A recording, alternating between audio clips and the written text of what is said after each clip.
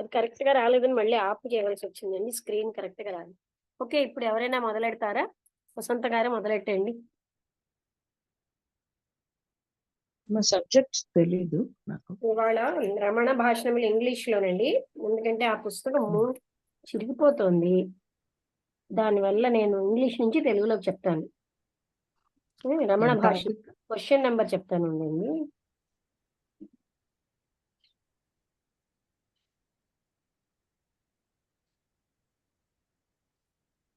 నిన్న 200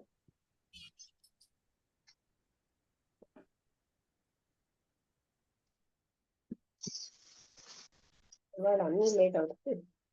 talks with Ramana మహర్షి.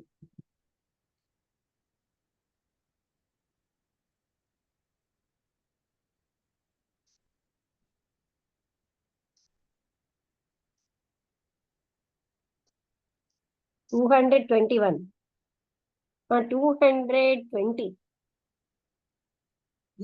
220 శ్రీ గురుభ్యో నమః. ఈరోజు 8 అక్టోబర్ 2023 రమణ భాషణములు అనే పుస్తకాన్ని లక్ష్మి గారు ఇప్పుడు మనకు చదువుతూ వివరిస్తారు. ఓకే. ఈ క్వెషన్ కూడా అయిందేమో చూద్దాం. ఎందుకంటే ఫిజిక్స్ లెక్చరర్ అడిగారు. ఏ విధంగా మనస్సుని నిగ్రహించడం అన్నది అంటే ధ్యానం ద్వారా ఎలా సాధ్యం? ఇది కొంచెం కష్టమైనది కాదా? అవును. అవి ఒకదాని మీద ఒకటి ఆధారపడి ఉన్నాయి. They must go. అవి ఒకదానితో ఇది అవ్వలేదు. ఒకదానితో ఒకటి కలిసే వెళ్ళాలి. ఈ అభ్యాసము, వైరాగ్యము గ్రాడ్యువల్ గా రిజల్ట్ వస్తాయి. ఇది అయిపోయిందండి. ఈ వైరాగ్యం అన్నది బీయింగ్ అవుట్వర్డ్ నుంచి ప్రొజెక్ట్ చేస్తున్న దాంట్లోంచి మనం మనస్సును చెక్ చేస్తూ ఉండాలి. మనసు బయటికి వెళ్ళినప్పుడు దాన్ని ఎప్పుడు అంతర్గతంగా మళ్ళీను తీసుకురొస్తూ ఉండాలి. ఇది నీకు మధ్య సంఘర్షణ ఉంటుంది కంట్రోల్కిను ధ్యానానికి. ఇది నిరంతరాయంగా జరుగుతూనే ఉంటుంది. అప్పుడు క్రమేణా మనం అంటే అందులో సఫలీకృతులం కాగొచ్చు. ఏ విధంగా మొదలెట్టాలి? మీ యొక్క అనుగ్రహం అవసరం. అనుగ్రహం ఎప్పుడూ ఉంది. వైరాగ్యం అనేది ఏది పొందబడేది కాదు. లేకపోతే సత్యాన్ని అంటే అదే గ్రహించడం అనేది ఆత్మలోని ఇన్హెరిటెంట్ గా లేదది. గురువు యొక్క గ్రేస్ తోటే ఉంటుంది. అంటే ఈ డిస్పేషన్ కానీ సెల్ఫ్ రియలైజేషన్ కానీ గురువు గ్రేస్ తోటే ఉంటుందని చెప్పారు మహర్షి. అభ్యాసం అవసరమే. అది ఎలా ఉంటుందంటే ఒక చెడ్డగా ఉన్న అంటే పెంకిగా ఉన్న ఒక ఎద్దుని అది ఎప్పుడు కూడా బయటకు వెళ్ళి మేస్తున్న దాన్ని ఒక దగ్గర కట్టేసి మళ్ళీ దాని ఫీల్డ్లోనే మేసేటట్టు చేయడం కదా. ఇంతకు ముందు ఆవు ఎగ్జాంపుల్ వచ్చింది అలా. అప్పుడు మాస్టర్ గారు అది అయిపోయింది కదా, త్రివాచకంలోంచి ఒకటి చదివేరని 221 ఏంటంటే బోస్ అడిగారు, ఒక రూపం అంటే ద్వైతమే కదా, అది మంచిదేనా? అయితే ఎవరిలా ప్రశ్నిస్తున్నారో వాళ్ళు ఎంక్వైరీ చేసుకోవడం మంచిది. రూపం అన్నది ఆయనకి కాదు.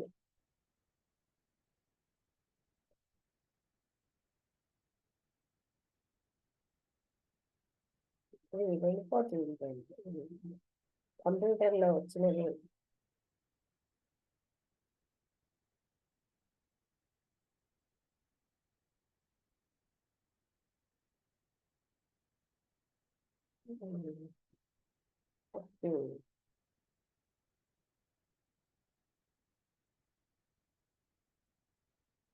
అంటే ఎవరైతే ప్రశ్నించారో ఎంక్వైరీ చేసుకోండి. రూపం ఆయనకి లేదు. నా నా మెడిటేషన్ లో ఆయన దాస్ గారు అంటున్నారు, ఒక బ్లాంక్ ఖాళీ జగ ఉంటుంది, ఇంకేమీ నేను ఏ రకమైన ఆకారం చూడటం లేదు. అవును. అయితే వాట్ అబౌట్ ద బ్లాంక్? ఈ ఖాళీ సంగతి ఏంటి? శూన్యం. ఎవరి శూన్యం చూస్తున్నారు? మీరు అక్కడ ఉన్నారు కదా. ఆ బ్లాంక్ ని చూసే కాన్షియస్నెస్ అన్నది అక్కడ ఉంది. దాని అర్థం నేను ఇంకా లోతుకి వెళ్ళాలనా? అవును. మీరు లేని there is no moment when you are not. మీరు లేకుండా ఉన్న క్షణం ఏది లేదు. అంటే ఇంకా లోతుగా వెళ్ళాలా అంటే అవును అంటున్నారు. పపత్లాల్ ఇంకా 222వ ప్రశ్న అయింది. 22వ ప్రశ్న. పపత్లాల్ లోహారా అంటే ఇది మీ పైన మీకు అర్థమైంది కదా అంటే ఇన్ మై మెడిటేషన్ ఒక బ్లాంక్ కనిపిస్తోంది. నేను ఇది కూడా చదివేమో కానీ ఎవరు ఆ బ్లాంక్ చూస్తున్నారు? అంటే అక్కడ చూసే ఒక సాక్షి ఉంది కదా, అంటే దాని అర్థం నేను ఇంకా లోతుకి వెళ్ళాలా అంటే అవును. ఏ ఒక్క క్షణము లేదు నువ్వు లేనిదంటూ. అప్పుడు పపత్లాల్ లోహరా అనే ఒక విజిటర్ వచ్చాడు. ఆయన ఎన్నో పుస్తకాలు చదివాడు. అందులో ఉపదేశ సారం కూడా చదివాడు. ఎన్నోసార్లు మహర్షిని కలిశారు. ఎందరో సాధువుల్ని, యోగుల్ని, బహుశా 1500 యాజ్ ఈ పుట్స్ దే వాళ్ళ నంబర్లో చెప్తే 1500 సాధువుల్ని కలిసేట, యోగులు సాధువుల్ని. టింబాక్ అనే ఆయన సాధువు ఇన్ ట్రింబాక్ లో ఒక సాధువు గారు ఏం చెప్పారంటే ఆయనకి ఇంకా రుణాలు ఉన్నాయి తీర్చుకోవడానికి, అప్పుడు ఆయన సాక్షాత్కారం లభిస్తుందండి. ఆయన యొక్క రుణం ఏమిటి అంటే మ్యారేజ్ ఆఫ్ హిస్ సన్, తన కొడుక్కి చేయవలసిన పెళ్ళి ఒక్కటే బాకీ, ఇంకా మిగతా అన్ని నవైపోయి అన్నాడు. It has since been performed and he now feels himself free from karmic indebtedness. ఇది కూడా జరిగిపోయింది కనుక నేను ఇప్పుడు నా కర్మబంధాలన్నిటిలోంచి రుణాలన్నీ తీర్చేసుకున్నాను. అందువల్ల ఆయన వెతుకుతున్నాడు భగవాన్ యొక్క గైడెన్స్ ని, స్వేచ్ఛ కోసం, మానసికమైన ఆనందం కోసం. అది అంటే తను ఇంకా దేనికి రుణపడి లేడు గనక, which persist in spite of his not being indebted. Which text of ఉపదేశారా డిడ్ యూ రీడ్? మీరు ఏ టెక్స్ట్ చదివారు అని రమణ మహర్షి అడిగారు. ద సాంస్క్రిట్ టెక్స్ట్, సంస్కృతంలోది. మీ ప్రశ్నకి ఆన్సర్ అందులో ఉంది కదా. నా మనస్సు ఏ ప్రయత్నం వల్ల నిశ్చలంగా ఉండట్లేదు. నేను 1918వ సంవత్సరంలోంచి ప్రయత్నిస్తున్నాను ఈ విధంగా.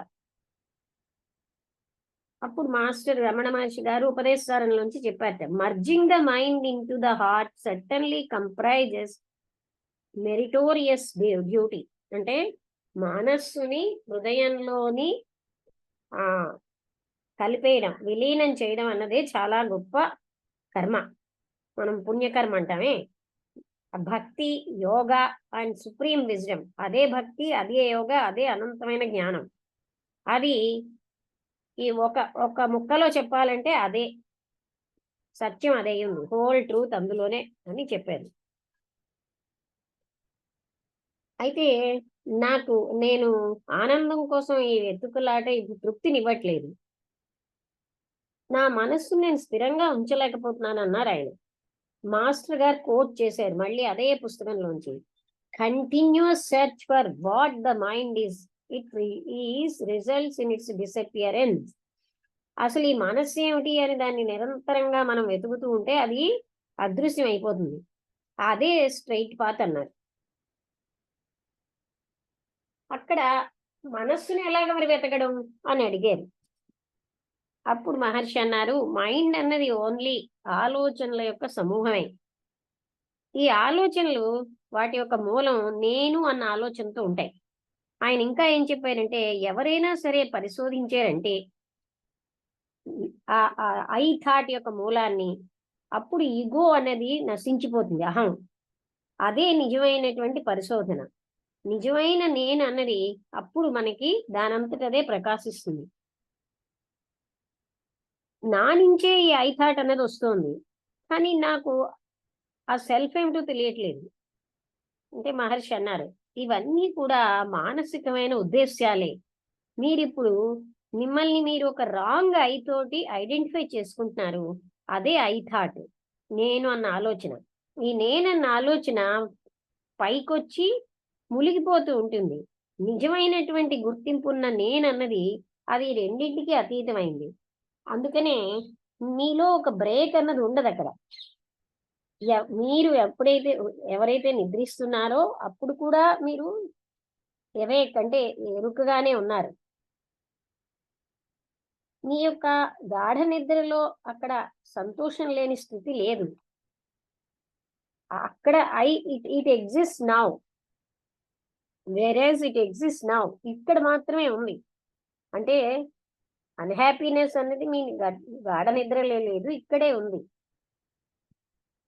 ఏం జరిగిందని ఈ తేడా అంటే మీరు ఇప్పుడు మీరు అన్హ్యాపీనెస్ ఎక్స్పీరియన్స్ చేయడానికి అక్కడ ఐ థాట్ అనేది మీ నిద్రలో లేదు, ఇక్కడ ఇప్పుడు మీకు అది ఉంది.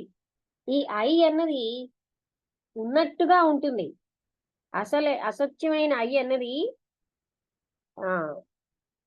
దానంతట అదిగానే కదులుతూ ఉంటుంది. ఈ ఫాల్స్ ఐ అన్నది ఒక అడ్డు మీ యొక్క రైట్ నాలెడ్జ్ కి. అందుకని మీరు దాన్ని కనుక్కోండి, ఎక్కడి నుంచి ఈ ఫాల్స్ ఐ వస్తుందో. అప్పుడు అది అదృశ్యం అయిపోతుంది. యు విల్ బి ఓన్లీ, అప్పుడు మీరుగానే ఉంటారు, ఆ పరమమైనటువంటి నేనుగా. హౌ టు డూ ఇట్, ఎలా చేయడం అండి? నేను అందులో జయప్రదం కాలేకపోతున్నాను.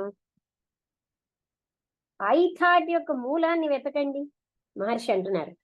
అదంతా అదే వ్యక్తి చేయవలసిన విషయం. ఈ జగత్ అన్నది ఐ థాట్ కారణంగానే ఉన్నట్టుంది. అది అంతం అయిపోతే ఈ దుఃఖం కూడా ఉండదు. ఈ అసత్యమైన ఐ అన్నది అంతం అయిపోతుంది ఎప్పుడైతే అది దాని మూలాన్ని వెతుకుతుందో. లోహర అడిగారు, ఉపదేశ సారాలో ఒక స్ట్రేంజ్ మీనింగ్ అడిగారు. అంటే నిద్రలో ఉన్న వ్యక్తి ఇప్పుడు కూడా జాగరూకంగానే ఉన్నాడు. The one then in sleep is also now awake. There was happiness in sleep. నిద్రలో హ్యాపీనెస్ ఉంది, కానీ ఇప్పుడు లేదు. తెలివిగా ఉన్నప్పుడు ఆ హ్యాపీనెస్ అంటే ఆ ఆనందం అన్నది ఐ థాట్ లేకపోవడం నిద్రలో, అది అప్రయత్నంగా జరుగుతుంది.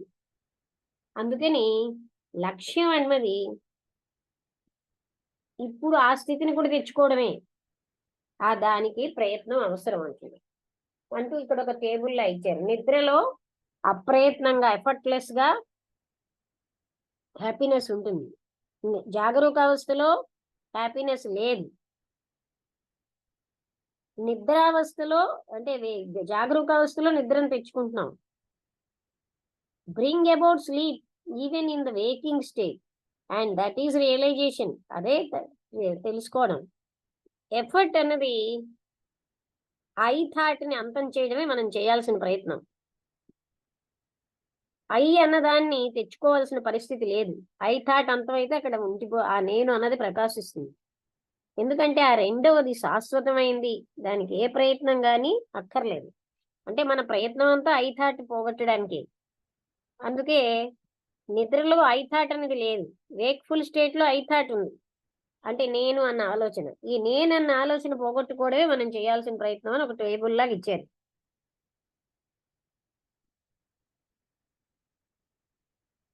అయితే అప్పుడు డాక్టర్ లోహరా గారు అడిగారు, ఇది 223, నా మనస్సు అన్నది హార్ట్ లో ఎందుకని మొలగటం లేదండి, నేను మెడిటేషన్ చేస్తున్నా అంటే. అప్పుడు మహర్షి అన్నారు, ఒక తేలుతున్న శరీరం ఎప్పుడు కూడా మూలగదు, ఏదో ఒక పద్ధతి అవలంబిస్తే గాని. అంటే ఏదైనా బరువు కట్టుకోవాలి. అలాగే బ్రెత్ కంట్రోల్, శ్వాస మీద నిగ్రహం అన్నది మనస్సుని ప్రశాంతంగా చెయ్యొచ్చు. మనస్సు అన్నది అలర్ట్ గా ఉండాలి. ధ్యానం అన్నది అన్రెమిటింగ్లీ జరుగుతూ ఉంటుంది. Even when it is at piece, శాంతిగా ఉన్నప్పుడు కూడా అంటే అన్రెమిటింగ్ గా అది జరుగుతూ ఉంటుంది. అలర్ట్ గా ఉండాలి మనస్సు అన్నది. అంటే meditation pursued unremittingly even when it is at peace, then it sinks in to the heart. అప్పుడు మాత్రం హృదయంలో మునుగుతుంది. ఇలా తేలుతున్న శరీరం అన్నది బరువుతో ఉన్నప్పుడే అది మూలుగుతుంది. అందుకనే అసోసియేషన్ విత్ ద వైజ్, జ్ఞానులతో సాంగత్యం మనస్సుని హార్ట్ లో ములిగేటట్టు చేస్తుంది అన్నారు. అలాంటి సాంగత్యం అనేది మానసికంగాను భౌతికంగా కూడా. అంటే భౌతికంగా కనబడేటటువంటి విజిబుల్ గా కనబడే గురువు మనస్సుని అంతర్గతం చేస్తాడు, తోస్తాడన్నమాట. ఆయన కూడా ఆ సీకర్ యొక్క హృదయంలో ఉంటాడు. అందుకని ఆయన ఆ రెండో అంటే ఈ అన్వేషకుని అంతర్గతంగా హృదయంలోకి చొరబడేటట్టు చేస్తాడని, అంటే ఆత్మే గురువుగా ఉంది అని. ఈ క్వశ్చన్ అనేది మనిషి ధ్యానం మొదలెట్టేటప్పుడే అడుగుతాడు. అది కష్టంగా అనిపిస్తుంది. ఆయనని ప్రాక్టీస్ చేయనివ్వండి, బ్రెత్ కంట్రోల్ చేస్తే కొంచెం కొంచెంగా మనస్సు అన్నది ప్యూరిఫై అయిపోతుంది. ఇప్పుడు అది మనస్సు హార్ట్ లో ఎందుకు మూలగదు అంటే అక్కడ దానికి ఉన్నటువంటి వాసనలు అడ్డుగా నిలుస్తున్నాయి. అవి శ్వాస నిగ్రహం వల్లే తొలగించబడతాయి, లేకపోతే సత్పురుషుల సత్ సాంగత్యం వల్ల. నిజానికి మైండ్ అన్నది ఎప్పుడూ కూడా హార్ట్ లోనే ఉంది. కానీ అది when it is restive and moves about on account of latent tendency, దానికి ఎప్పటి నుంచో ఉన్న వాసనల వల్ల, గత వాసనల వల్ల అదేంటంటే ఇటు అటు తిరుగుతుంది. ఎప్పుడైతే ఈ వాసనలన్నీ నిరర్ధకం అయిపోతాయో అప్పుడు అది మళ్ళీ రెస్ట్ గాను శాంతిగాను ఉంటుంది. ఈ విధంగా శ్వాస కంట్రోల్ అన్నది మనస్సు తాత్కాలికంగా ప్రశాంతంగా ఉంటుంది. శ్వాస కంట్రోల్ ఎందుకంటే ఆ వాసనలన్నీ కూడా అక్కడే ఉన్నాయి. ఒకవేళ మైండ్ అన్నది సెల్ఫ్ గా మారిపోతే అప్పుడు ఏమోని ఏ ట్రబుల్ ఉండదు, ఏ బాధ లేదు. అది మెడిటేషన్ ద్వారానే సంభవం. ఒక డిసైపుల్ అంతే, అది మెడిటేషన్ ద్వారానే సంభవం. ఇది ఇవాళ శారద గారు రెండో జూమ్కి రాలేదా? వసంతలత చెప్తావా? రెండో అదే సరే. అది ఏమిటి వాళ్ళంతా మెడిటేషన్ అయి అవన్నీ ఉన్నారు. ఫస్ట్ ది ఎక్కడ చెప్తున్నారు? మొట్టమొదటి క్వశ్చన్ లో అడిగారు ఏమిటది, ఎక్కడ 221. 21. అచ్చా 21. అంటే ఫార్మ్ అంటే ద్వైతమే కదా. అంటే అదే అంటే అతను అన్నారు, ఎవళ్ళైతే ఎంక్వైరీ చేయడానికి అలవాటు పడ్డారో వాళ్ళకి ఫార్మ్ అనేది అవసరం లేదు అని చెప్పారు. అంటే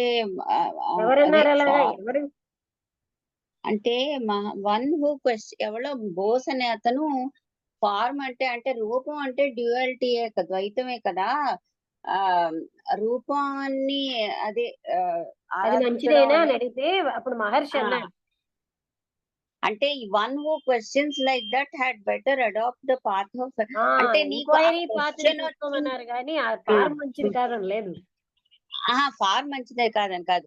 వన్ హూ క్వశ్చన్స్ లైక్ అంటే ఈ క్వశ్చన్ ఎవరి మనసులో వచ్చింది, ఎవరి మనసులో. సాధారణంగా నార్మల్ గా ఫార్మ్ అనేది ద్వైతం అనేది క్వశ్చన్ రాదు. వచ్చేవాడు అంటే వాడు కొంచెం బాగా ద్వైతంలో క్వశ్చన్ వస్తుంది, ఈజ్ దట్ గుడ్, అది మంచిదేనా అని అడిగారు.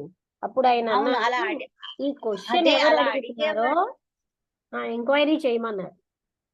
అదే ఆ ఎంక్వైరీ చేయగలిగే వాడికి ఫార్మ్ ఉండదు, అక్కర్లేదు అని అన్నారు. అది తర్వాత అతను మెడిటేషన్ లో ఏదో బ్లాంక్ వస్తున్నది అంటే అన్నారు. ఎవరు అంటే దీని అంతటికి అంటే మనం ఏదైనా మెడిటేట్ అవి చేస్తున్నప్పుడు ఎవరు చేస్తున్నారు ఏది అది మనము చూస్తూ ఉండాలి. తర్వాత మైండ్ గురించి ఆయన చెప్పారు, అది నాకు బాగా అనిపించింది. మైండ్ ని ఎలా వెతుక్కోవాలి? మైండ్ అనేది ఒక బండిల్ ఆఫ్ థాట్సే. అది దాని తాలూకా మూలం ఏమిటో అది ఎక్కడుంటే అది అహం, ఐ థాట్ కూడా అక్కడే ఉంటుంది. అది అంచేత ఆ మైండ్ ని నువ్వు అది ఎక్కడుంది అని శోధిస్తే ఆ ఐ థాట్ అనేది, ఆ మైండ్ అనేది అదృశ్యం అయిపోతుంది. అని ఆయన అది క్వశ్చన్ లో ఎక్కడో అన్నారు. అంటే మైండ్ ని ఎలాగ నేను కంట్రోల్ చేయాలంటే, మైండ్ ఎక్కడున్నది ఏమిటి అంటే అది ఒక బండిల్ ఆఫ్ థాట్సే. ఆ థాట్స్ లోంచి సాధారణంగా నాకు నేను మైండ్ మీద నేను మెడిటేట్ చేస్తున్నాను కానీ నాకు ఆ ఐ అనేది, అసలైన ఐ అనేది దొరకడం లేదు. అంటే నువ్వు నీకు కనిపించేది ఫాల్స్ అయ్యే, ఆ ఫాల్స్ అయ్యే ఎప్పుడు బయటకు వస్తూ ఉంటుంది. అది మన్నేమో భ్రాంతిలో పెట్టేస్తూ ఉంటుంది. దాన్నే అసలే అనుకున్నా ఆ ఫాల్స్ అయిన ఎప్పుడైతే నువ్వు ఆ ఇది చేసుకుంటావో, నిర్మూలించుకుంటావో, అప్పుడు అసలైనటువంటి సెల్ఫ్ అనే ఆత్మ అనేది ప్రకాశిస్తుంది అని ఆయన చెప్పారు. అది ఎక్కడ ఏ క్వశ్చన్ లో చెప్పారు నాకు తెలియదు, కానీ ఆ ఐడియా అలాగా నాకు పట్టింది. అది కదా. ఆ తర్వాత నిద్రలోని, తర్వాత వేక్ఫుల్నెస్, జాగృతి అవస్థలోని ఉండేటువంటి తేడాని ఆయన చెప్పారు. మనం నిద్రలోని ఏంటంటే ఎఫర్ట్లెస్ గా పడుకుని ఐ థాట్ అనేది ఉండదు. ఎవరు నువ్వు ఏమిటి అవి ఏమి ఉండవు. కాబట్టి గాఢ నిద్రలో మహా సుఖంగా ఉంటుంది. మనం ఎప్పుడైతే లేస్తామో, మెలకు వస్తుందో, వెంటనే ఈ ఫాల్స్ అనేది వస్తుంది. దాంతో అన్హ్యాపీనెస్ కూడా వస్తుంది అన్నారు. అయితే మనం చేయవలసింది ఏంటంటే, ఎలా గాఢ నిద్రలో అది ఆనందాన్ని అనుభవించగలుగుతున్నామో, అంటే అర్థం ఏంటి, ఐ థాట్ లేకపోతేనే ఆనందం ఉంటుంది అని బోధపడాలి మనకి. అలా అదే అవస్థని మెలకువ ఉన్నప్పుడు కూడా మనం ప్రాక్టీస్ చేయగలగాలి అని చెప్పారు. అవునా? అలాగేనా లక్ష్మి? అంటే మనం చేయాల్సిన ప్రయత్నం అంతా ఐ థాట్ వదిలేయడం అంటే అది నిద్రలోని ఉండదు, ఎఫర్ట్లెస్ గా ఉంటుంది. అది అంటే అన్ని మర్చిపోతాం. నువ్వు నేను ఏమి ఉండవు. అలాంటి అవస్థ అనేది చాలా ఆనందమైన అవస్థ, ప్రశాంతమైన అవస్థ. అదే అవస్థని మనం మెలుకు ఉన్నప్పుడు కూడా ప్రాక్టీస్ చేయగలగాలి. అది ఎప్పుడు వస్తుంది అంటే, ఈ ఫాల్ సైన్ అనేది తీయగలిగితే ఆ అవస్థ అనేది వస్తుంది, ఆనందం అనేది వస్తుంది అని అక్కడ అన్నారు. అవే ఏదో టేబుల్ లో పెట్టారు. ఆ తర్వాత ఇది నాకు అంతగా ఎప్పుడు బోధపడదు. మైండ్ అనేది లయం అవడం, హృదయంలో మనస్సు హృదయంలో లయం అవడం అంటే ఏమిటి, అది ఎలాగా అని అడుగుతున్నారు కదా. నాకు ఎప్పుడు అవడం లేదు. నేను అంటే ప్రాక్టీస్ చెయ్యండి, ప్రాక్టీస్ చేస్తూ ఉంటే వస్తుంది. దానికి బ్రెత్ కంట్రోల్ అనేది ఒక సాధనం. కొంతవరకు దాని వల్ల నీకు మనస్సు శాంతంగా ఉంటుంది. అప్పుడు అంటే నిశ్చలం అవుతుంది, అప్పుడు లయం అవుతుంది అన్నారు. ఆ లయం అవడం అంటే మనకి అనుభవం ఉండదు కాబట్టి ఏమిటో అది బాధపడుతుంది. క్వశ్చన్ నెంబర్ ఎంత? నాకు ఎటు వెళ్ళిపోయింది? 221 23 అమ్మా, 223 ఆఖరిది చదివావు కదా. Why does the mind not sink in to the heart even while, అంటే మనస్సు హృదయం లయం అవడం అనే కాన్సెప్ట్ గురించి నేను అడుగుతున్నాను. మనస్సు అంతం అవడాన్ని మనస్సు హృదయంలో లయం అవడం, అలా ఏదైనా మాట్లాడతారు. రెండో అదేనా? తర్వాత మనకు ఫ్లోటింగ్ బాడీ అంటే ఏమిటి అంటే, మామూలుగా మన శరీరం తేలిపోతూ ఉంటుంది. అందుకోసం నీళ్ళలో శరీరం తేలిపోతుంది, మొలగదు. అదేమిటి బరువు కట్టుకుంటే మా నాన్నగారు మా సిస్టర్ బెదిరించేది అనమాట, పడిపోతాను నూతిలో అని. అప్పుడు ఒక ఉత్తరం రాశారు, రాయి కట్టుకుంటే గాని మొలగవని. నిజమేనేమిటి? అది సైంటిఫిక్ ఇదా? అంటే అయితే స్విమ్మింగ్ చేసే వాళ్ళందరూ మనం ఏం చేస్తున్నాం అంటే, మనం ఏమి అలా స్విమ్మింగ్ చెయ్యం గనక మునిగిపోతాం. అంటే ఆ నీటిని తోస్తూ ఉంటారు కదా, అలా నీరు లోపలికి వెళ్ళిపోయింది అనుకో, అది బరువు ఎక్కువైపోతుంది. నీరు లోపలికి వెళ్ళినంత సేపు ములగదు. అయితే ఇది వేదాంత, ఇది ఫిజికల్ కాన్సెప్ట్. ఇది ఇక్కడ వేదాంత ఇక్కడ కూడా దాన్ని పోల్చారు, నువ్వు చూడు. అంటే ఎలా అయితే అది ములగదో, సత్సాంగత్యం గాని అలాంటివన్నీ ఉంటేనే అప్పుడు, అంటే అలాంటివి నీకు తోడవుతే అప్పుడు నీ హృదయం అందులోకి వెళ్తుంది, సింక్ అవుతుంది హృదయంలో మనస్సు అన్నది చెప్పారు. ఎగ్జాంపుల్ గా చెప్పారు. సత్సాంగత్యం, గురువు తాలూకు అనుగ్రహం, ఇవేవో 2 చెప్పారు. అవును, అవును. ఇంకా ఫ్లోటింగ్ బాడీ అంటే అలా అర్థం చేసుకోవాలి. అంటే ఎందుకంటే దానికి వాసనలు ఉంటూ ఉంటాయి, అందుకని అవన్నీ కూడా మీరు ఎప్పుడైతే అంటే ఆ టెండెన్సీస్ బలం అనేది ఆ సత్సాంగత్యంలో పోతుందని.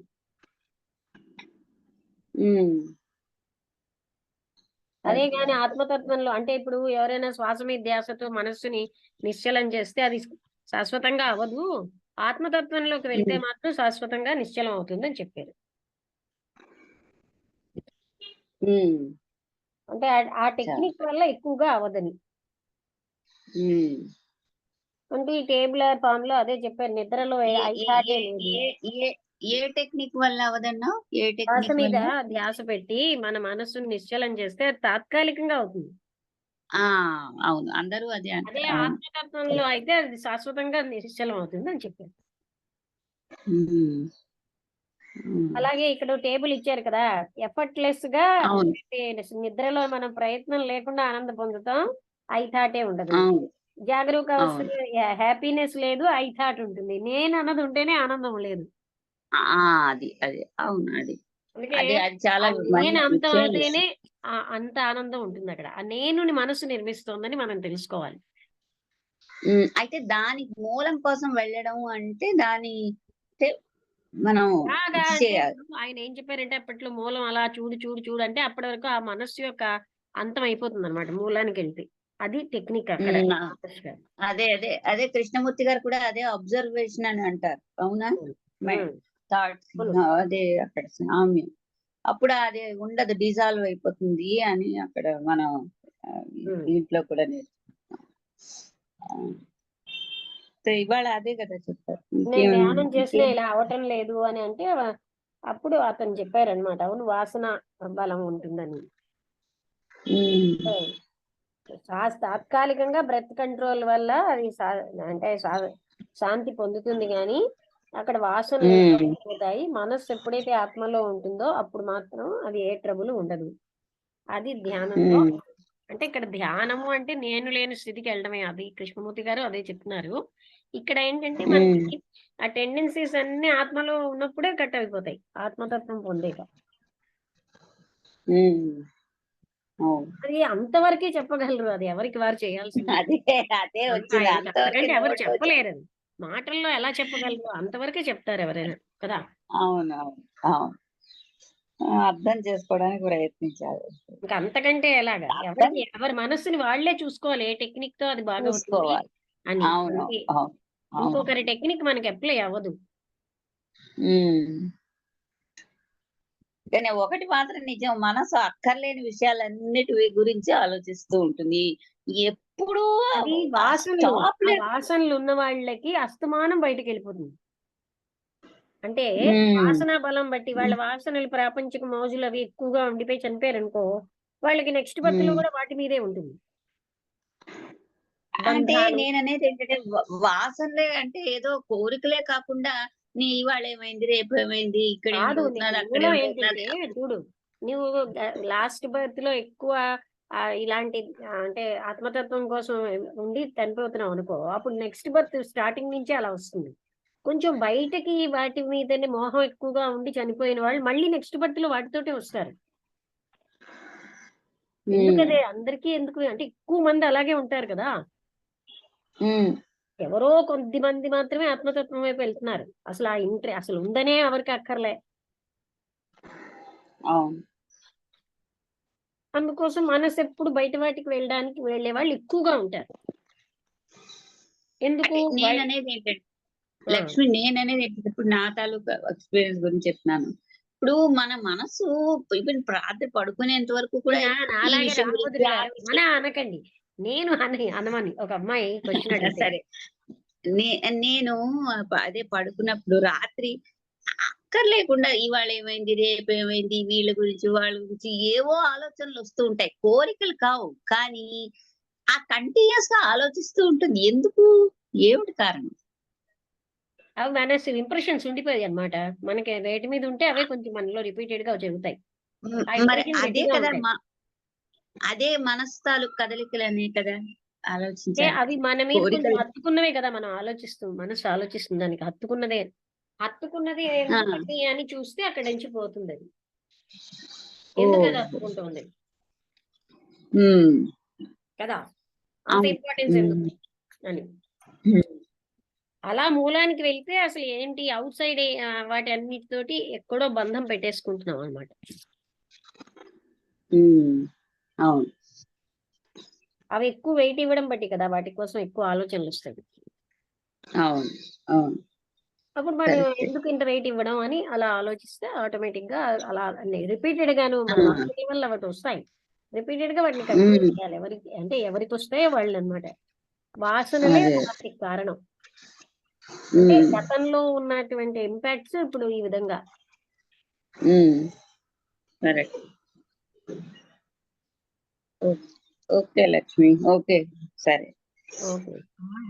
టేబుల్ ఏదో అన్నారు కదా, ఆ ఆ టేబుల్ టేబుల్ ఇచ్చారు అది అదేంటండి ఒకసారి అంటే ఫోటో తీసి నిద్రలో పెడతారా? వేకింగ్ స్టేట్ లోని టేబుల్ ఇచ్చారు. నిద్రలో ఆ అప్రయత్నంగా టేబుల్ ఎఫర్ట్లెస్ గా మనం ఏమోని ఆ నేను లేని స్థితిలో ఉంటాం. అప్రయత్నంగా ఆ ఆనందం టేబుల్ పొందుతాం. నేను పెడతారు లేని ఏంటి స్థితిలో ఉంటాం. అర్థమైందా? టేబుల్ ఒక్కసారి అంతా ఇచ్చారు. ఎఫర్ట్లెస్ అని ఆ, ఇచ్చారు. అంటే అప్రయత్నంగా ఐ ఐ థాట్ అన్నది అక్కడ ఉండదు. ఆ ఆనంద స్థితి ఉంటుంది. జాగరూక అవస్థలో ఉమ్, హ్యాపీనెస్ ఉండదు. ఐ థాట్ ఉంటుంది ప్రయత్నంతో. ఉమ్, ఐ థాట్ పోగొట్టుకోవడమే ఉమ్, మనం చేయాల్సిన ప్రయత్నం. అదే సరే సరే. టేబుల్‌లా ఇచ్చారు అంతే. అంటే అంత ప్రయత్నం లేకుండా ఆనంద స్థితికి వెళ్ళిపోతాం. ఐ థాట్ లేదక్కడ. ఇక్కడేమో ఐ ఉమ్, థాట్ ఉంటుంది. ఆనంద స్థితి ఉండట్లేదు. ఉమ్, ఐ థాటే ఓకే. పోగొట్టుకోవడమే మనం చేయాల్సిన పనంతా. అవును, ఉంటాను. ఎఫర్ట్ అదొక్కటే. ఇంకేం ఎఫర్ట్ అది ఎందుకు ఆత్మతత్వం తెచ్చే పని మనం చేయక్కర్లేదు. అక్కడే ఉంది.